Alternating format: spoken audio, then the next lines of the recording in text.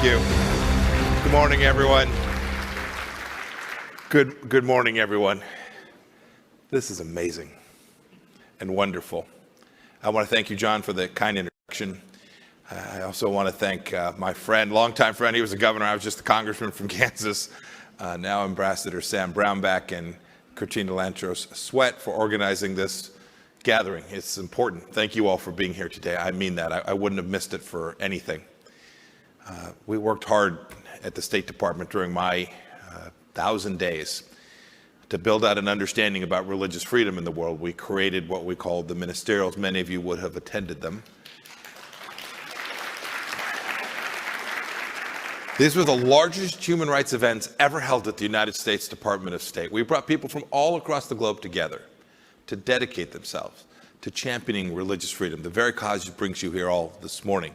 This summit, this gathering, this lovely God-driven gathering is a continuation of that work. Thank you for being part of it. I'm now an unemployed former diplomat,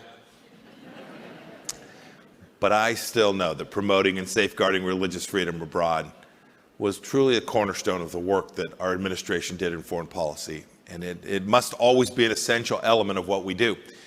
In our efforts to fight against authoritarianism around the globe, you see the demands for religious freedom even in places like Cuba as we sit here today. And I was asked to speak for just a few minutes on the subject of genocide and preventing that, and then helping nations and peoples recover from religious cleansing. This is a topic that is close to my heart as a former fifth grade Sunday school teacher, as someone who takes his faith seriously. We know this work matters to people all around the world. You know, perhaps the worst contemporary example has been, you've heard much about today. It's the oppression and killing of Uyghurs in China by the Chinese Communist Party. The State Department built an entire apparatus to get to the place where we could declare that Chinese Communist is in fact doing to the Uyghurs what we know to be genocide. It took us till nearly the end of the administration to get there. Because there was lots of discussion. One doesn't make such a declaration lightly, because a declaration like this is serious. It doesn't happen often. It is not frequent, and it is not just symbolic. It is a cause for action. And I hope that the present administration will do just that and take action to stop what rivals happened in Germany in the 1930s. To date, the current administration indicated its central focus with respect to China, and indeed the rest of the world, may well be in something like climate change, relegating religious liberty to a side issue. This is unfortunate. In my view, it is foolish, and it would be a grave mistake to prioritize climate change at the expense of allowing religious oppression to fester and grow throughout the world.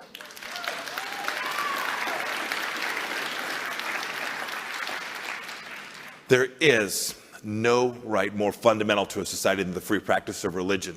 We know this. We know that when governments want to oppress, this is where they begin, behind the walls of prisons, and persecuted before our very eyes in places like China, Iran, Cuba, North Korea, are tens of thousands of people whose only crime was that they wanted to worship their God in their own way. No country that denies freedom, religious freedom, can ever rightly claim to be good in some other way. There's no making up for that. And no person can ever be true to any faith that believes in the dignity of human life if they do not act out of concern for those whose dignity is assailed because of their faith. It's why we worked on this so hard. It's why our principle of freedom of religion matters here at home and to the world. It's why I created the Unalienable Rights Commission to reground our foreign policy, how we talked about human rights at the Department of State. Look, in China, under the rule of the Chinese Communist Party, we can all see it, we can feel it, we know these people. It's a modern day example of a government that cares so little for people's inherent freedoms and dismisses their unique dignity that it is unimaginable to most of us. Thin claims of religious extremism have been invoked by the Communist Party there to justify this oppression. You know this. You've worked in this field. There's always a reason. But the ongoing, shocking, indeed horrifying treatment of the Uyghur population being rounded up in Xinjiang province and placed into these truly Orwellian concentration camps, where the people are surveilled at all times, placed in slave labor, forced to conduct abortions and sterilization, This should strike at the heart of every human being and every American who cares or claims to care about freedom in the world. This echoes the tyranny and persecution of the peoples that they've persecuted for so long in places like Tibet, and certainly what we've seen in the past months in Hong Kong as well. And we know this, Christians throughout China continue to suffer under the CCP's rule. Congregations that are not sanctioned, approved, and monitored by the CCP are outlawed, and any scripture not approved by the party is deemed unlawful, and those who might pursue that thrown in jail. This example, the Chinese example, makes the mark for what I was asked to talk about today. It should clarify for all of us that a society that lacks regard for religious liberty will soon see all political liberties stamped out. They will disappear. And then, of course, much, much worse, things like genocide. It's that very realization that religious liberty must be carefully guarded that can help us prevent genocide from happening. It is foundational. When people lose their capacity to practice their faith, authoritarian regimes will dominate. That basic truth today is being shown in China. Our American founders understood that when nations disregard religious freedom, tyranny absolutely will soon follow. Look, ending this isn't easy. These are hard problem sets. Earlier this month, the CCP celebrated its 100th anniversary with familiar totalitarian pageantry. Displays of hardware, cheering, red-scarf youth, nationwide crackdown on dissidents to ensure that they had political security. General Secretary Xi's message to the world was simple. Any foreign force that attempts to bully, oppress, or subjugate China will find themselves on a collision course with a great wall of steel. We should be that steel. We should be that backbone. We should be that force that opposes what they're doing to these peoples in this place that is not so far from our very shores. Look, they're not easily going to relent unless we all continue. Our efforts in the Trump administration were to rally the world against this oppression. And if the world does this, if we get it right, China, and we don't coddle China, I'm confident we'll prevail. And we'll prevail not only on behalf of security around the world, but on behalf of these people that are oppressed. Look, recovery is tough. We know this.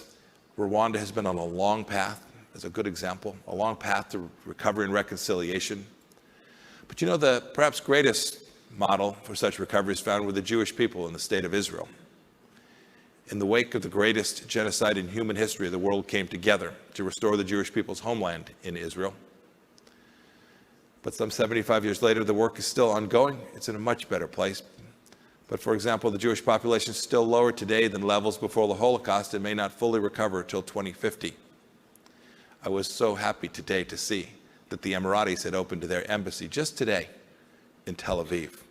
A remarkable set of leaders understanding that religious freedom across all faiths, Muslim, Jewish, Christian, truly matters.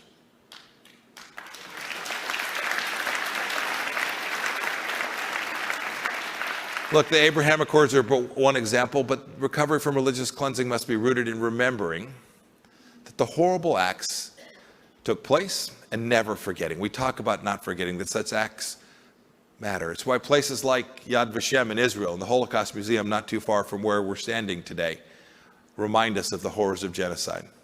But they also remind us of the glory that the Lord is watching over us, and that recovery from genocide is absolutely necessary and possible.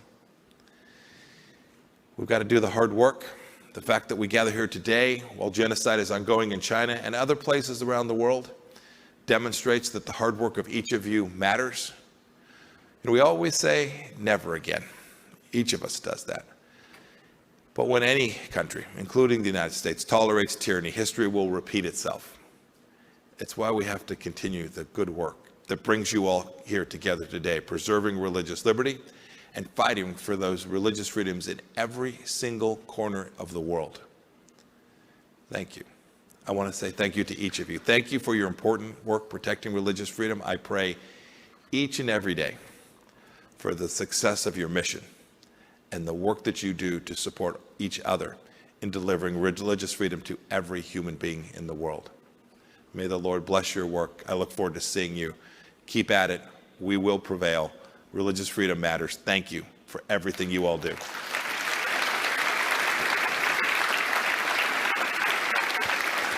Thanks, everyone. Thank you all. Thanks, everyone. Bless you all. Thank you. Thank you.